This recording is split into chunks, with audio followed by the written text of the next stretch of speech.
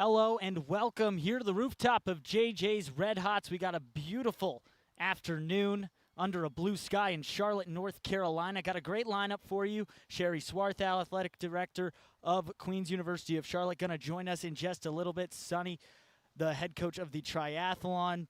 Jeff Dugdale, head swim coach, as well as Frank McKinney, head rugby coach as well. So we got a packed show here on the Queen's Coaches Show presented by Ortho Carolina.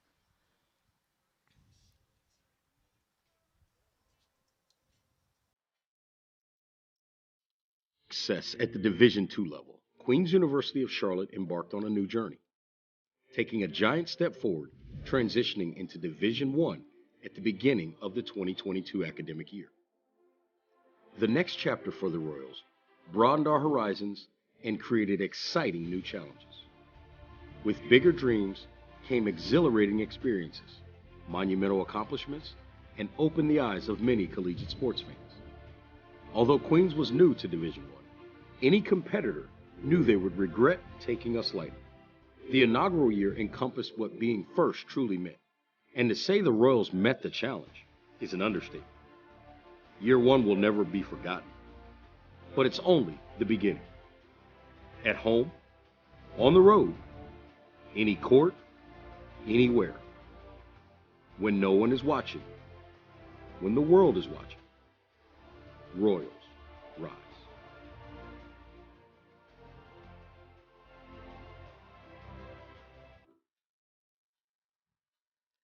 Welcome back here in Charlotte, North Carolina. Welcoming in Director of Athletics for Queen's University of Charlotte, Cherie Swarthout. Cherie, great to have you on. Thanks for joining us.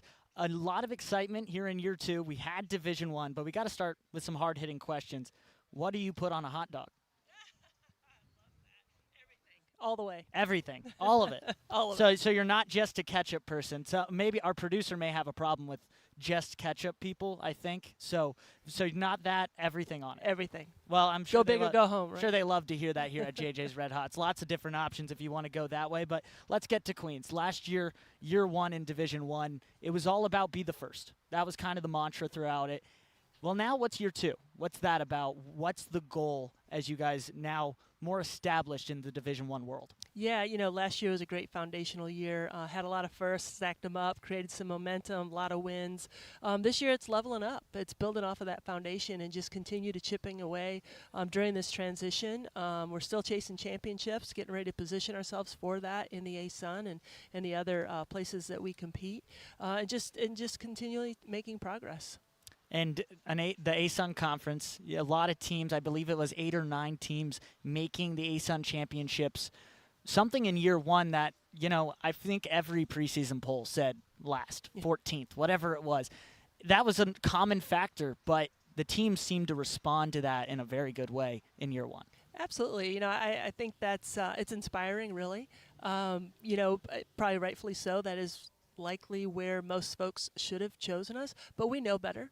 We know how competitive we were at the Division II level. We were an elite program, and we're looking to take not only that talent, but that competitiveness and that true grit that really defines our culture into Division I. And we're competitive. We pushed almost in every single competition. When somebody walked out of the gym, win or lose, they knew that they had been in a contest. And you've been at Queens for some time now, been through this transition, been through a lot of changes. Let's be honest, college athletics in general is changing every single day. Even right now, as we're speaking, to be honest, it's changing all the time. What has stayed consistent at Queens that you think has, been good for the school and for this athletics program as it's grown? Yeah, no, that's a great question. I think we're, even now, back to our core values. Folks, thought, Division I, it's going to change who you are. Absolutely not. We are still committed to a high level of academics. We continue to prove that. We proved it last year across all 650 student athletes. This year's incoming class they've even leveled up, with their academic profile.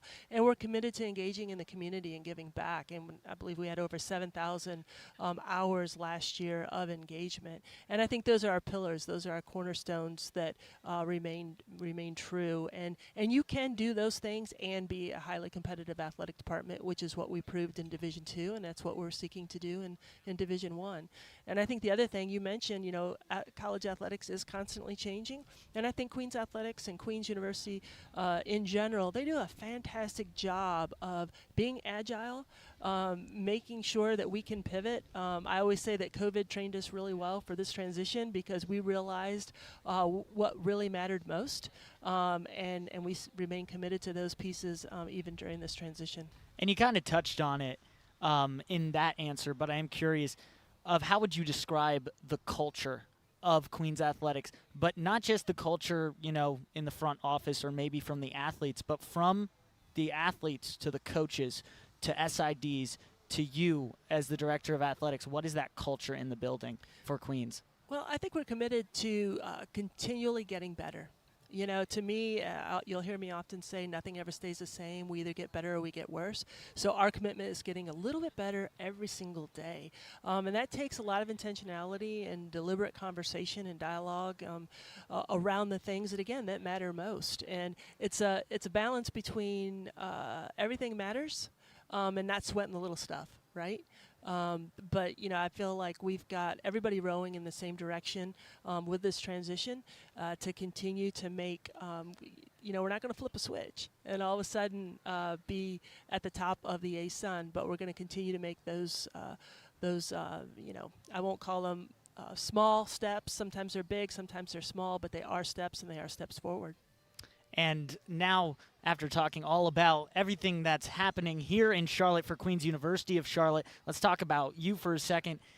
What was your favorite memory from year one in Division I for the Royals? So many to pick from, maybe not a favorite because you can't choose favorites, but which one really stands out for you? I tell you what, you're going to get me in trouble with that question. You know that, right? That's why I said you don't have to choose, because I realized, hey, I can't pin you. That's great. So many special moments, and that's why we chose to really tackle, be the first, and to celebrate those wins.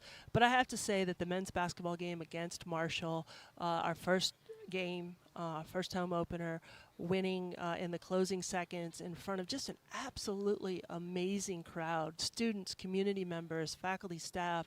I say, you know what, we couldn't have drawn it up any better, the way that it all came together, and that'll be a moment that everyone in that gym that day will remember forever. I think everyone's going to remember the shot from Kenny Dyer that got the win, that eruptive crowd. And also just for you, it must have been amazing to see the student body, not only that, but also the community, how they came together to pack that place for that game. It was amazing to see. Yeah, absolutely. And I'd like to see that about 14 times a year, if that's okay. Hey, we'll try. We'll give a shout out to our students and to our community.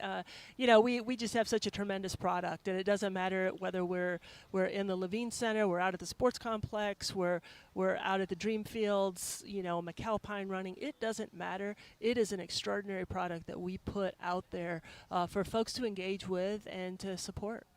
And you can go to the first basketball game for Queens against High Point, show that crowd the way you did a year ago against Marshall. Like you said, so many great sports at Queens University of Charlotte, and just, from every field, from the baseball fields all the way out to Queens Sports Complex, there's always a great place to catch a game here in Charlotte. So, Cherie, thank you so much for joining us. We appreciate your time. Thank you. We're very excited about this year, and of course the Coaches Show and our partnership with JJ's and also Ortho Carolina. So thank you for bringing this home. Awesome. Sounds good. And thank you so much for being on once again. And you are watching the Queens Coaches Show presented by Ortho Carolina. We're going to take a quick break, and we'll be right back. Oh, hey. My pedal. Wonder where the other one is. From urgent care to your full recovery, Ortho Carolina is there every step of the way. Good day, though. Good day. Here, strength comes from within. Practice makes perfect. And curiosity knows no bounds. I believe Queens graduates will create a better tomorrow. Where we go next? That's up to us.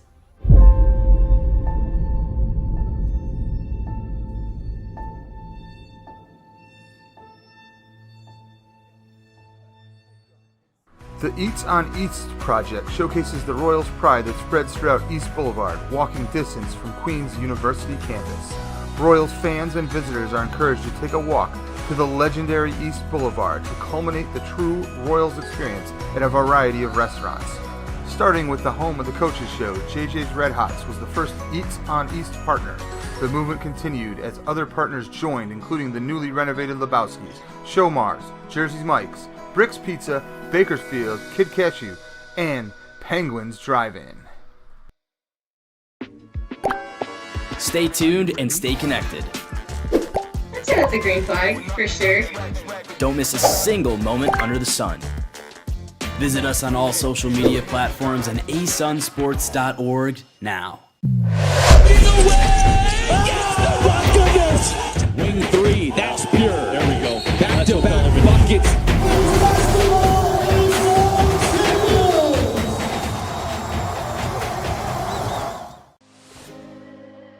Dear Queens Athletics family, thank you for joining us today as we unitedly start our Investing in Champions journey. Together, Royals Rise, we are here to ignite that spirit, to create something remarkable and build upon the many legacies that proud alumni, families, friends, and supporters of Queens Athletics have left and will continue to leave. As we say, it takes a village to succeed, and every contribution with your support will make the difference. You're investing in me. You're investing in me. You are invested in me. You're investing in me. You're investing in me. You're investing in me. You're investing in me. You're investing in me. So I challenge you today. I challenge you to join us in fostering a culture of giving back at Queens Athletics. Your contribution will fuel our mission as together, Royals Rise.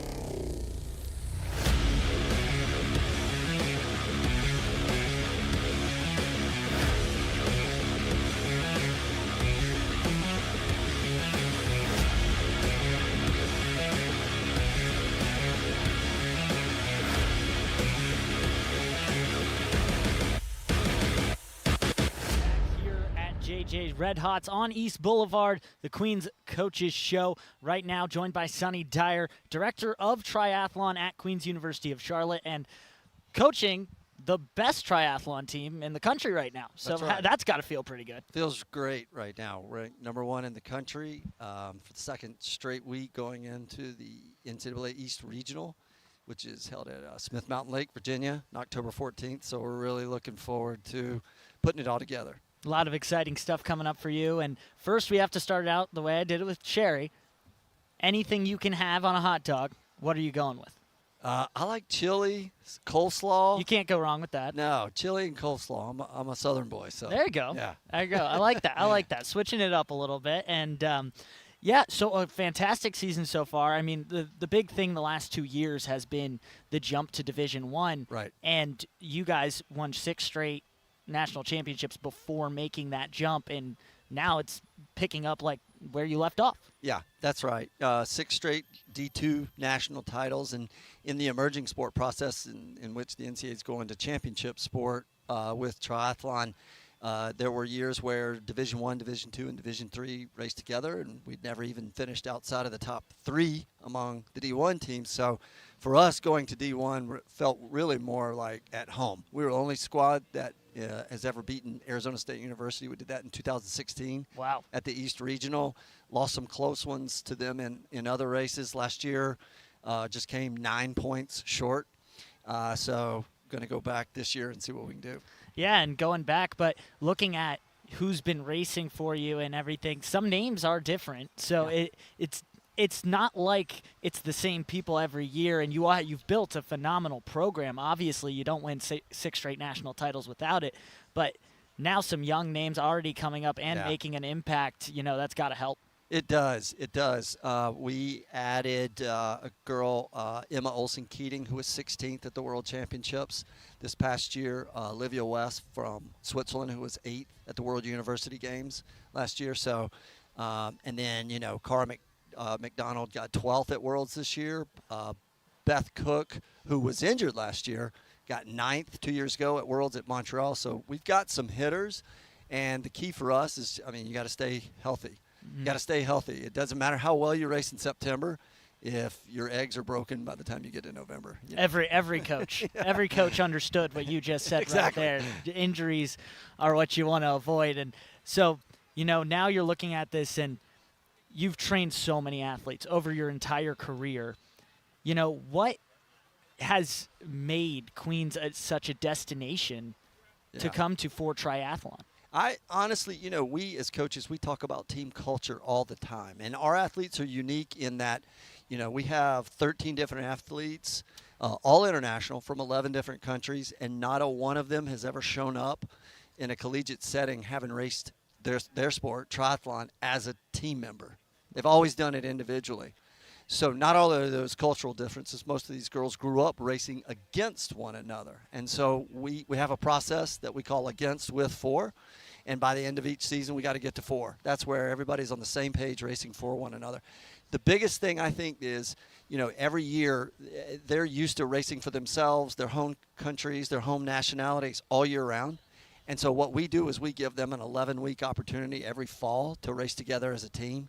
And that culture is something that they get an experience in the sport of triathlon like they've never had before, and it's a family. So you get to feel part of a team too, which absolutely. is, like you said, something they may not experience a lot. Exactly. Yeah. Exactly. So getting to see that team environment, and I have to ask. Obviously, maybe some of the viewers as well not too familiar with triathlon, especially as a college sport. So what's the training like? Because right now you just mentioned you're going into East Regionals. Yeah. But at the same time, you can't be running triathlons every day. Like you have to. The training has to be managed well, which I'd imagine comes up to you. Yeah, and that's the real key to the whole thing is you're not training for one sport, you're training for 3.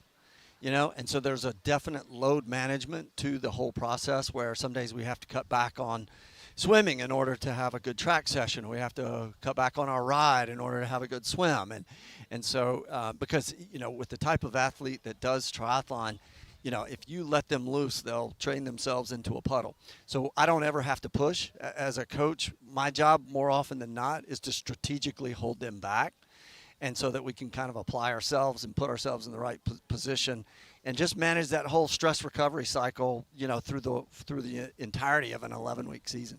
And is that, you mentioned it, if they'll kind of train themselves into a puddle if they get the opportunity. So in general, obviously, everyone's different, every athlete's different, but with triathletes, is that just kind of, they're always that next level? Yeah, it's a race dog that wants to be let off the chain.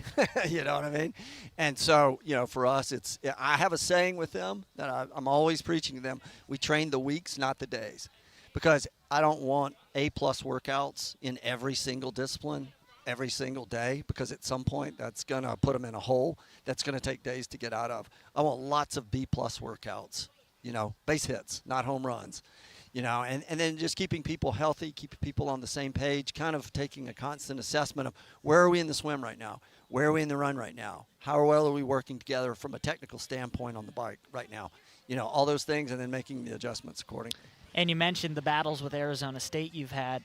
Last year, only 9 points shy of a national championship in the first year as a Division I school. Right. So you're right there the moment you got there. So is there also some, with Arizona State being that consistent team that they win a lot? Is there kind of a chip on the shoulder for year 2 to get this done? I don't know about a chip on the shoulder. We've always had rivals with them. This year, another interesting thing that's happening is as our sport grows, Duquesne has a Division I team that's entered this year. U.S. Naval Academy, University of Arizona, TCU.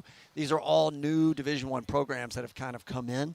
And so in addition to your traditional powerhouses of Queens and ASU and San Francisco and Denver and South Dakota and ETSU. Now you've got these other 4 schools. So it is a dispersion of talent in many ways. Mm-hmm. And I actually prefer that because that's where coaching matters. You know what I mean? So. Yeah, and would you say that triathlon, with all those schools being added, would you say triathlon is starting to boom a little bit and grow as a sport, or is it starting to get more traction as an NCAA sport? I think it's worldwide it is extremely popular. It's one of the first sold out events at any Olympic Games these days. And so now what we're seeing is in the NCAA space, the depth of the fields is just getting incredible. The number of girls that have raced at a junior world championships, a world university games, a U23 world championships, girls that are hitting World Cups are in their country's different Olympic pipelines and things like that. I mean, any given school will have 2 or 3 of those. So, yeah. So an exciting time for the triathlon here at Queen's University of Charlotte. You know, you run the women's varsity team, and then the men's and women's clubs team. So a lot of excitement on the club side as well. They rack up the accolades themselves. Yeah, Coach Miles Fowler, who was my assistant for years, he's now the head coach for the men's club squad, and they're battling for another conference championship. They're 3-time national champions themselves. Triathlete Magazine just ranked us the #1 collegiate tri program in the country.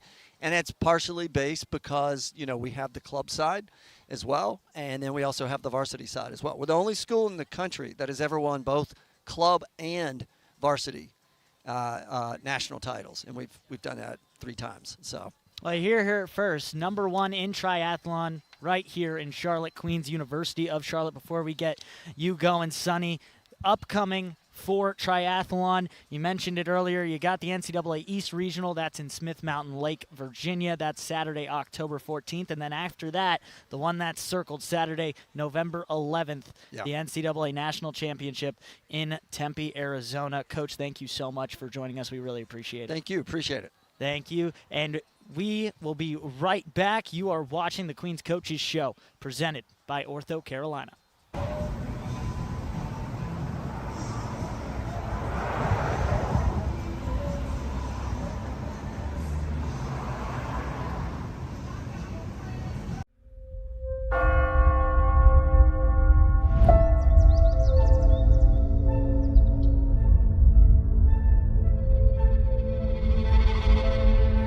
Every journey has a starting point. Each student has a moment when talent and passion meet opportunity. At the intersection of challenge and support, self-discovery fuels breakthroughs, and leaders emerge prepared for what's next. I grew up loving music. It possesses this very real, very unique power for connection and healing. And my journey as a music therapist took shape here. I discovered the pool offered a more level playing field and the chance to push my limits.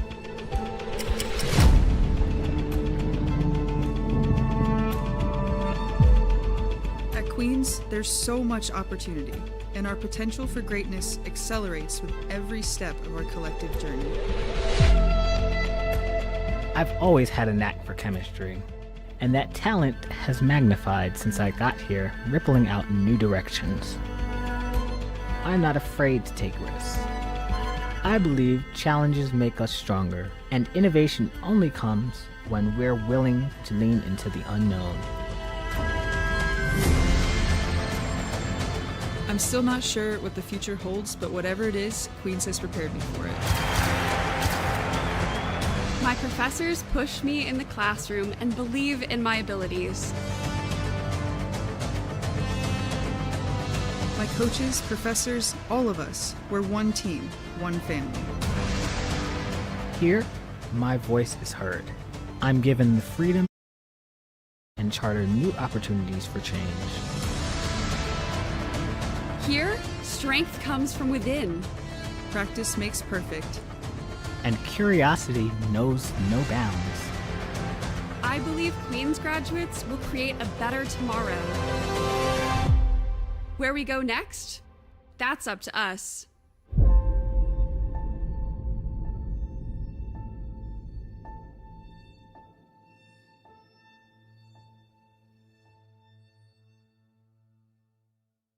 It's time to mark your calendars and purchase your tickets. Last year's inaugural Division I season exceeded expectations with the best fans in Charlotte. November 14th is the home opener for both men's and women's basketball. The women will take on Johnson & Wales at 4 p.m., followed by the men taking on High Point at 7. Separate tickets will be required for each game. And remember, VIP courtside seating is selling fast. If you want the best seat in the house, purchase courtside tickets by contacting Royals Tickets at queens.edu.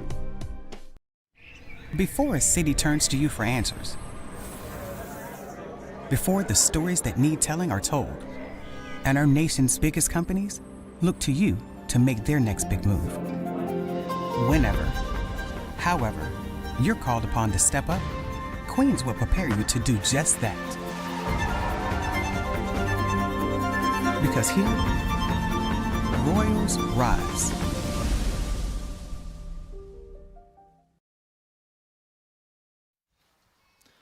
Welcome back to the Queens Coaches Show, presented by Ortho Carolina. We go from one of the best coaches in the business in triathlon to another in swimming. Jeff Dugdale joining us, Director of Swimming Operations, also an Associate AD here at Queens University of Charlotte for Creative Services. Jeff, thank you so much for joining us. Great to have you. How's everything going? Everything's going great. A special shout out and thank you to Ortho for making this happen and being a key fixture in our success at Queens. It's pretty awesome, and thank you for having me on tonight. Of course, and if you see in the break, we got some hot dogs delivered to us, so now I'll give you the question I've given everyone else. If you had all the options, what are you putting on your hot dog? Yeah, this quarter pounder I think looks pretty good, or this what's like on? Big What, Mac. we got the tomatoes and the lettuce, and it looks like the special sauce. I like the pickles. I'm a Chicago-style hot dog type of guy because I'm from that area in the Midwest.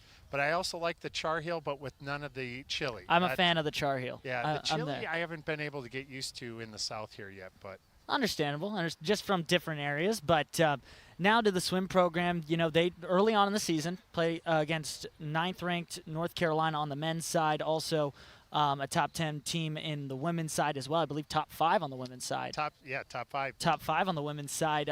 2 losses in that, but against very good ACC competition, and then getting wins against Davidson. How are things going early in the season for you guys? Yeah, things are going well. You know, our whole goal is to swim into shape in September. We had 4 athletes coming off the World Championships in Japan and Fukuoka, Japan, so we needed to get our team back into every year in a 144-day season, swim them into shape in September, and then we start to race into shape in October. And so it was getting the rust off a little bit. I felt we competed at a high level, knowing that UNC has been in the water a month before us, so that always makes a big difference. But then I'm looking for repetitions, right? Mm-hmm. And so to keep getting better. And I explained to our high-performing student athletes that it's like taking a quiz, and then we have a midterm in November, and then we have our finals in March. So what we're doing is every little quiz builds upon for us to deliver and learn in our midterm, and then to put it all together and put it all together and become our aquatic intelligence at a high level to be delivered in March. Mm-hmm. And this year being the first year that you guys are a part of the same conference as the rest of the school. You're in the ASUN. It's good to have finally. Home. Yeah. Finally, you're with everyone else. Yeah, it is great to have a home. And in 14 years, we've always been independent. And there's good things that come with that, but there's also disadvantages. And now having a home gives us a lot of key things, and I'm very appreciative to it. Commissioner Jeff Bacon, and I think with Charlotte being a destination, with Queens being the destination, that now having a home all adds to the recruiting and brings us together nicely. And just knowing how the swim program went from D2 to D1, all the national championships you won at the Division II level. I feel like I know the answer, but I'm going to imagine there's probably one goal when it comes to join the ASUN, and that's win it all. Yeah, last year we won on the men's side. We're going to have quite the challenge this year for a couple reasons. We have SMU coming in before they go to this ACC. next year, but they're going to be coming in with us. And then we have 6 athletes preparing for the Olympic Games, and their Olympic trials are very close. And so conference, I expect them to be really good, but our main focus is the Olympic Games, and that's where we'll maintain our focus. And that's where we get the biggest bang for our buck and visibility. And but I'm not making an excuse, but please do not take that as an excuse, but it is, I say it out loud and on a forum like this to make sure I hold myself accountable. It will be easy to want to look short term, but when we started this program 14 years ago, we said we were in the business to collect gold medals, and that's what we've done with six medals in 2012, 3 gold, 3 silver, 8 medals in 2016, 6 gold, a silver and a bronze, and a gold in 21, and 4 Olympians total, and we're going to keep that trend going. So was when you took over this program and started to build, was the mentality really, as you just said, was it really get medals and the national championships will follow? Yeah, so it was Olympic Games, national championships, conference championships, and if we had Olympic game participants, guess what? They would probably on any given day be better than most on a bad day. So makes sense. If we have the top athletes here and they're being taken care of by the top programs like Atrium and Ortho and all our key people, we're going to be able to deliver at a high level. And so all those national championships, a lot to be said from this program. You mentioned the swimmers who competed in the summer world championships. You know, just take the time to go through a few of those key swimmers this season that also, you know, you said this is about medals and they're making the push for the Olympics. Yeah. We've got Maciej Dusha, who right now in all of Division I is number 3 in the 50 free. Recent ASUN Swimmer of the Week yeah, as well. Yeah, recent ASUN Swimmer of the Week. He's just continued to getting better, and he'll represent Slovakia. And he has really, we've been working with the Federation of Slovakia, and that we brought in one of his teammates, Frank, who is going to be one of the top IM guys, and hopefully a semifinalist in the games. We truly believe in that. We also have a couple from Germany in the backstrokes and freestyles that are just doing really well, that I think they'll be able to perform at a high level. We have our alumni in Marius Kusch, who was an Olympian in 2016 or in 2021 for Germany. And then we also have a pro team where we have the number 5 fastest girl in the breaststroke, wow. Which is pretty good too. And she's on the U.S. national team as well.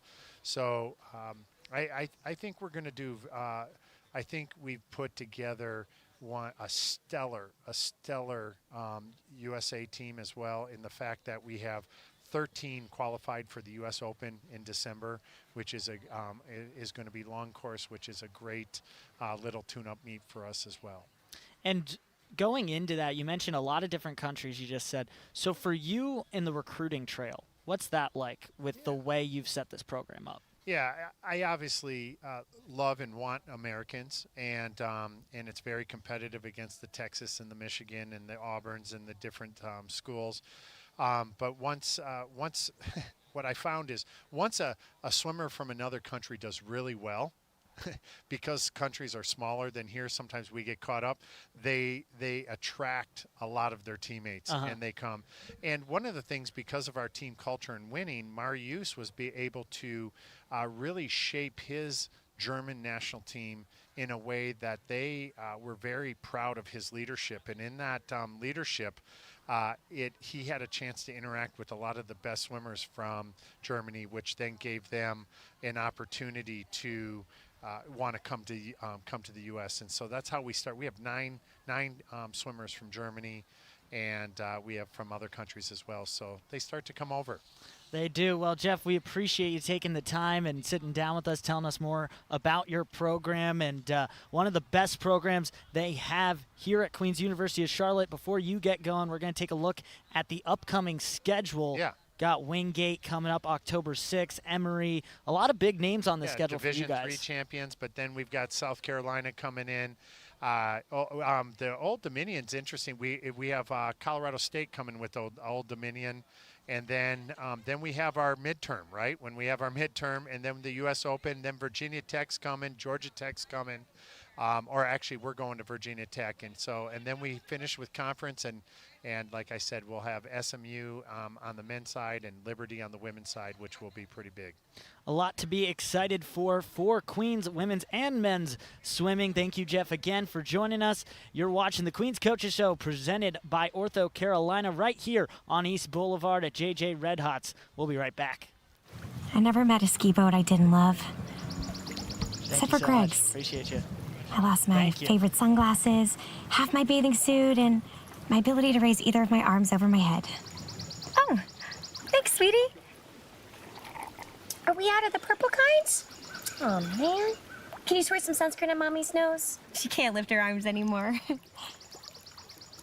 From urgent care to your full recovery, Ortho Carolina is there every step of the way. Before a city turns to you for answers, before the stories that need telling are told, and our nation's biggest companies look to you to make their next big move. Whenever, however, you're called upon to step up, Queens will prepare you to do just that. Because here, Royals rise.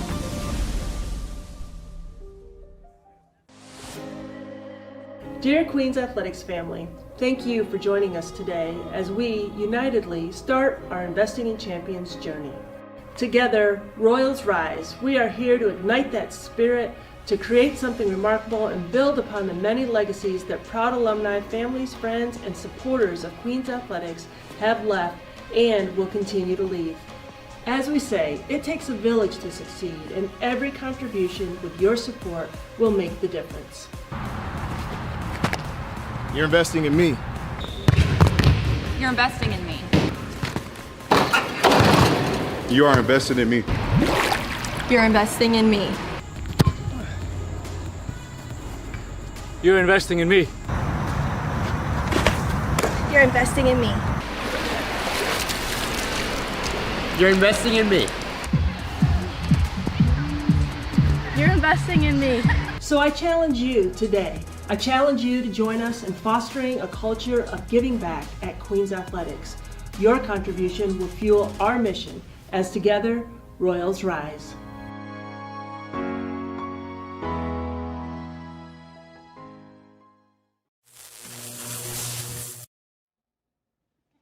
To our student athletes, thank you for representing the Navy and Gold with pride on and off the field. We honor your outstanding achievements in academics and athletics and highlight your impact on Queens, the city of Charlotte, and beyond.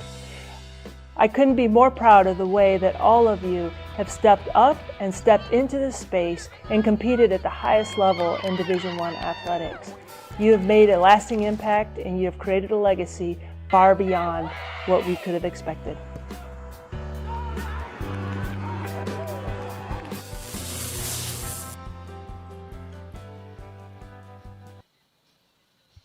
Just a beautiful evening here in Charlotte, North Carolina. JJ's Red Hots. Welcome back to the Queens Coaches Show presented by Ortho Carolina. Got head coach of men's rugby here at Queens, Frank McKinney. Frank, thank you so much for joining us. Yeah, Nick, thanks for the invite. No problem. And early in this new season, last year, came up just short in the national championship. This year, top 3.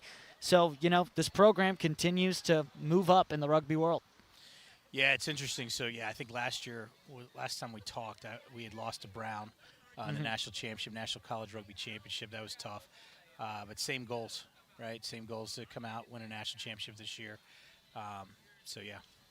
Well, got the team for it, it looks like so far. What have you seen from your team that, you've liked? What would the character of this team be for this 2023 season? I would tell you we're a little on the young side. We're probably not going to – I think we've got one senior that's going to graduate. We've got 2 others that will graduate and probably come back for a 5th year. But we're a little on the young side. Usually you see a lot of competitive teams with a lot of seniors.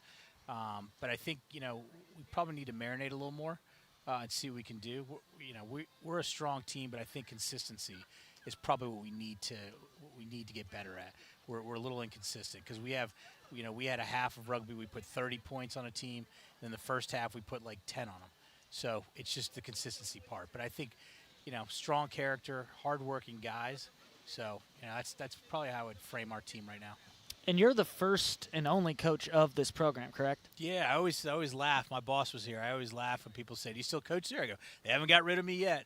Yeah. So 6.5 years ago, I sat down. I had a cube, and my assistant coach Tyree Reed came in and said, "Hey, do you need any help?" And as a volunteer, he came in probably 3 or 4 months later, and he's been with me longer than my dating relationship. So yeah, I'm the first coach. So the first. So first and only coach. I just was curious, what's it been like for you being here at Queens? Because you've gotten to see not only the Queens program grow with you and get better, but also the sport of rugby grow in this area. And then we just talked about you've gone some places for recruiting that's taken you all over. So what's that been like to see the growth of the sport and just this program become what it has? I'll tell you, it's absolutely crazy when I think about it, because if you Drake has a song that says "Started from the bottom, now I'm here." And our first year, we were in a cubicle. I barely had 15 players. We had 4 wrestlers that didn't really know how to play rugby, and it was a challenge. And then from there, in 6.5 years, we've had 4 Final Fours. We've had 1 national championship. We've had a movie made.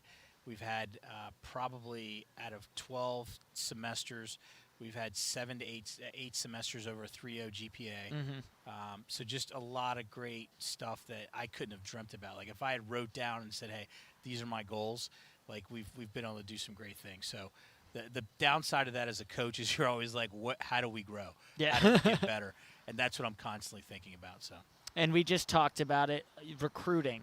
I've always been curious because rugby, not the typical NCAA sport of, like basketball and baseball and the big 3. So what's it like for you on the recruiting trail? Are you mostly in the U.S.? You mentioned you've gone overseas for it. Does it take you just all over to find the best talent? Good question. So we have roughly about 30% internationals.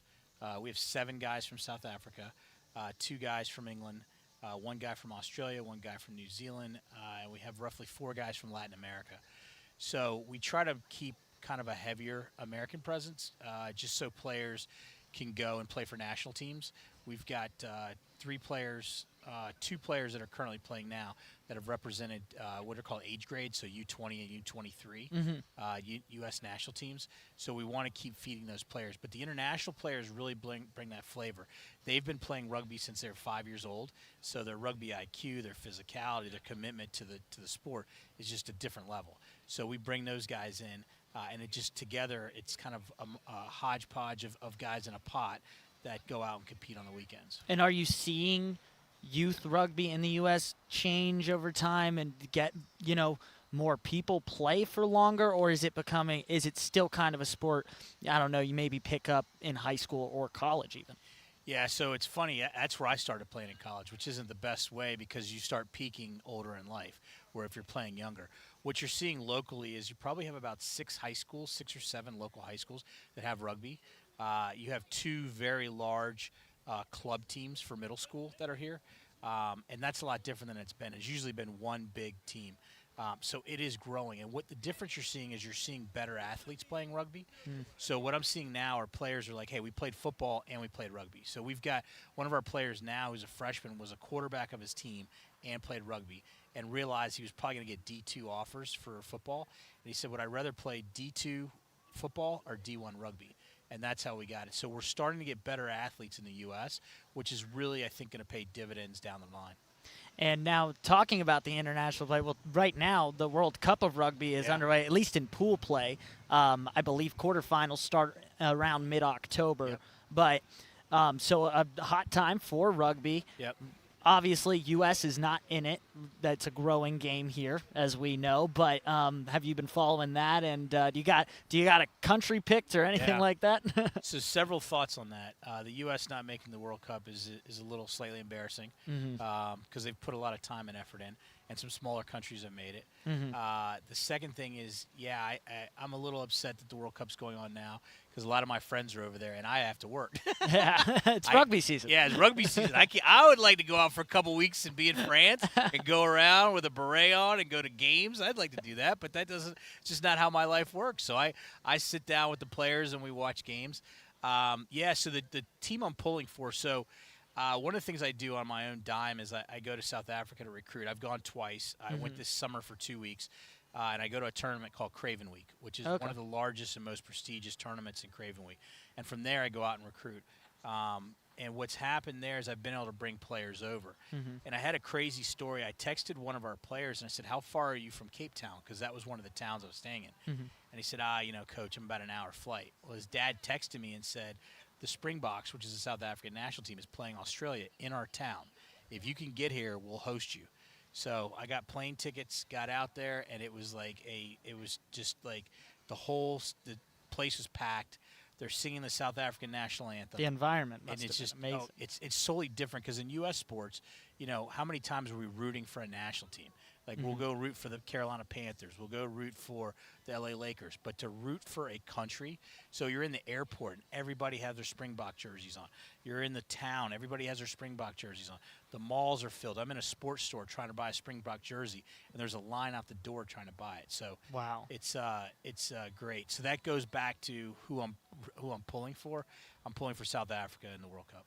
Well, that makes sense, especially after seeing that and the players you've brought over. My middle name, fun fact, is McGinty, so I'm pulling for Ireland. Oh, nice. And did you see the South Africa-Ireland pool play? I match did. At all? I did. That was two best teams probably. Yeah. So Ireland, I believe, is number 1 in the world, and South Africa's been between 2 and 4. But yeah, that's probably. I mean, France is playing some good rugby. New Zealand's getting better. But if you're going to ask me, I'd probably have to say those are probably the 2 top teams. Those two probably going to do it. Yeah. And then as far as just the last question before you get out of here, you mentioned that U.S. rugby as a whole. Do you think U.S. rugby is, trending in the right direction to get better and to put competitive teams together? Because the athletes you've recruited, the other top schools, there are good rugby players in the U.S., but like you said, South Africa, it sounds like it's another level. It's so just to give you an example, I was sitting out at the tournament and they have these provincial teams, so they're like their town, the best players in the town, and then on the second field is their second sides, their JV sides, and then Zimbabwe and Namibia. And if you look, the U.S. lost to Zimbabwe. So just in the youth tournament, we can't beat the Zimbabwe in the men's tournament. So I think I'm hoping they're trending in the right direction. I think it was a big wake-up call for the U.S. not to make the World Cup. They brought in new coaches. They've changed some things. But, you never know. I mean, it's like when you start cooking, you're like, I think this is going to taste good. But, I hope they do. I hope we're able to provide players to put in a pool for them to go out and compete. But, I hope so. Yeah, well, you got your Queens rugby update. You also got your international rugby update. And because I forgot to ask you at the beginning, here at JJ's Red Hots, any hot dog, if you had any option of any toppings on your hot dog, what are you going with? Oh, man.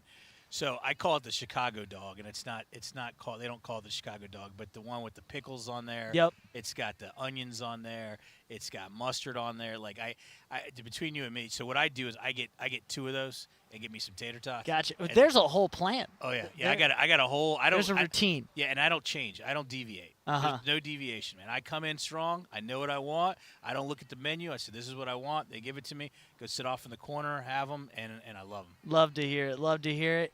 So, great season coming up for you guys. We're very excited. Appreciate you, Frank, for coming on. Before you get going, we're going to take a look at your upcoming schedule. You got Army on October 14th, October 21st against Life University, then Mount St. Mary's and University of Mary Washington, and then obviously postseason play is going to be on the schedule. Yeah, that's if we trend in the right direction. But a couple games I would highlight. West Point won the national championship 2 years ago. They're a top 10 team. We are actually going to try to break the record for the attendance record out at the sports complex, which is roughly in the 700s. So we're going to probably provide some shirts to do some white shirts. But that's a big game we've got circled. We've lost to them 4 times. Three of the times we lost them, they were national champions, but I don't think about it like that. I think we lost. So they're coming to our house. We're going to be able to get out of our beds and go and play them. So that's that. I would circle that game. Life is the next game I would circle. It's obviously the following week. But Life is historically one of the top teams. So if you look at Navy won last year, Army won the year before that, and then you go before that, Life was one of the national champions. So you heard it here first, October 14th against Army. That's at home at the Queens Sports Complex. Show out for your Queens Royals, and that'll also be on YouTube as well if you can't make it. So that's what's coming up for the rugby team. Frank, thank you again for joining us. You're watching the Queens Coaches Show presented by Ortho Carolina here on East Boulevard. We'll be right back. Max has been practicing to be a professional soccer player his whole life.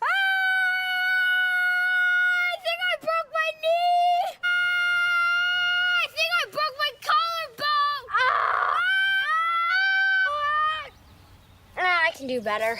Let me take that from the top. From your first real urgent care visit to full recovery, Ortho Carolina is there every step of the way. I think I broke my ALC. It's ACL. He's getting really good. Before a city turns to you for answers, before the stories that need telling are told, and our nation's biggest companies look to you to make their next big move. Whenever, however, you're called upon to step up, Queens will prepare you to do just that. Because here, Royals rise. The Eats on East project showcases the Royals' pride that spreads throughout East Boulevard, walking distance from Queens University campus. Royals fans and visitors are encouraged to take a walk to the legendary East Boulevard to culminate the true Royals experience at a variety of restaurants. Starting with the home of the Coaches Show, JJ's Red Hots was the first Eats on East partner. The movement continued as other partners joined, including the newly renovated Lebowski's, Showmars, Jersey's Mike's, Brick's Pizza, Bakersfield, Kid Cashew, and Penguins Drive-In. Stay tuned and stay connected. Let's start with the green flag, for sure.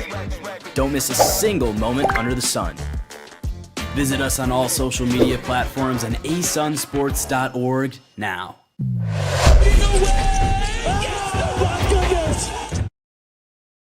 There we go. Back-to-back buckets.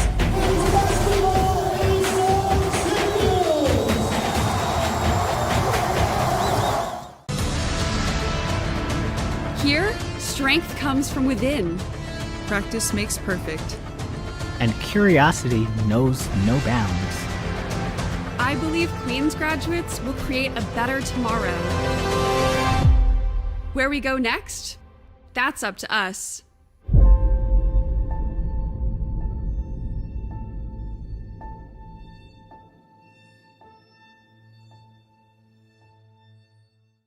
It's time to mark your calendars and purchase your tickets. Last year's inaugural Division I season exceeded expectations with the best fans in Charlotte. November 14th is the home opener for both men's and women's basketball. The women will take on Johnson & Wales at 4 p.m., followed by the men taking on High Point at 7. Separate tickets will be required for each game.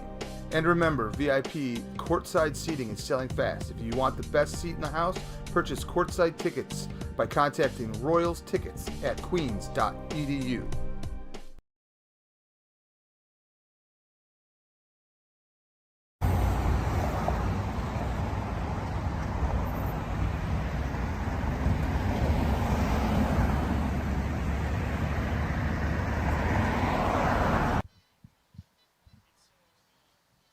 Welcome back to the Queens Coaches Show presented by Ortho Carolina here in Charlotte, North Carolina. Beautiful day. Thank you to all our coaches who joined us. Now we're going to get to some of those other sports. First off, starting with men's soccer.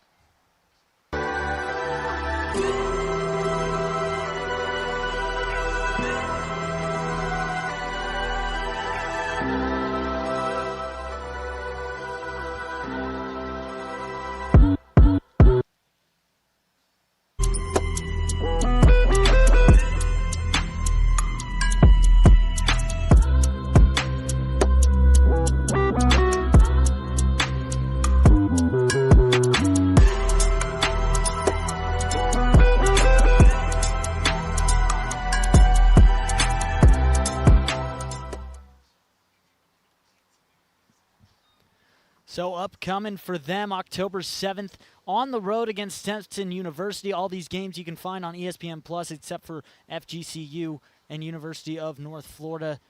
FGCU should be up there as well, but Jacksonville University, October 14th, October 17th against Virginia Tech, UNF, VMI, and FGCU. So a lot on the ASUN slate, but still not done with that out-of-conference schedule for the men's soccer team. Now flip it over to the women's. Never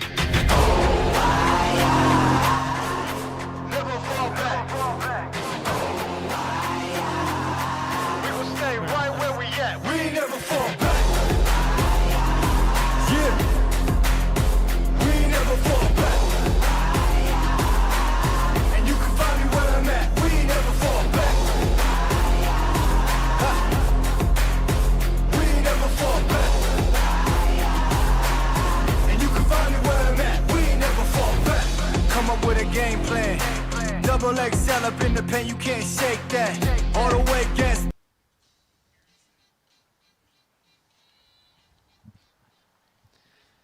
The women's soccer team in the thick of ASUN play right now, October 5th. Their next match, University of North Florida. After that, back home against Jacksonville, then back on the road for a pair against Lipscomb and Austin Peay. And then later, October 21st, Kennesaw State University at 1 p.m. Just one of many sports for the fall here at Queen's University of Charlotte. Also, women's volleyball in full swing.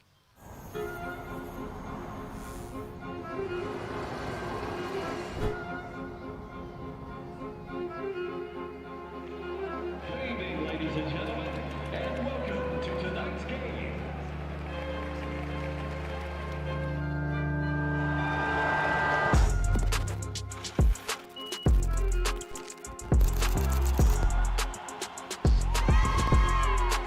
What an incredibly important play.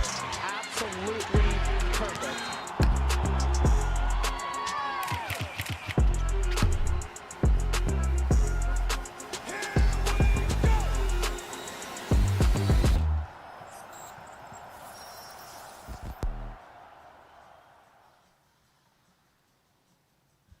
More ASUN fun on the floor for women's volleyball.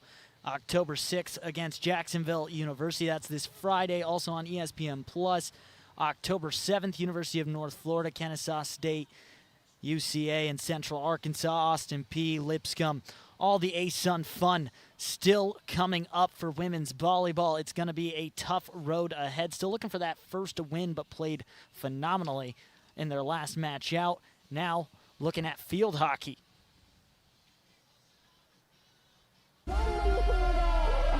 Better run when you hear that. I said run when you hear that. Better run when you hear that. I said run when you hear that. Better run when you hear that. I said run when you hear that. I said better I said run when you hear that. Run when you hear that.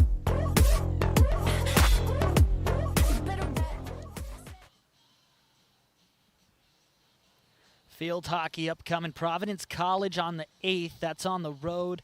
Back on the road against Holy Cross. Back home, finally, against App State. And then Ball State in a neutral match. William & Mary and James Madison to end October and into November. So that's all we're going to have tonight here from JJ's Red Hots on East Boulevard. I mean, thank you so much to Cherie and our coaches, Sonni, Jeff, and Frank, for joining us. Our next coaches show will be October 18th, streaming live right here on YouTube. Thanks to our sponsor, Ortho Carolina. Thanks for JJ's Red Hots as well for hosting. And thank you to our Eats on East partners as well. For my producers, Jim Piscatelli and Jake Wright, I'm Nick Kloss. Thanks for watching. Have a good night.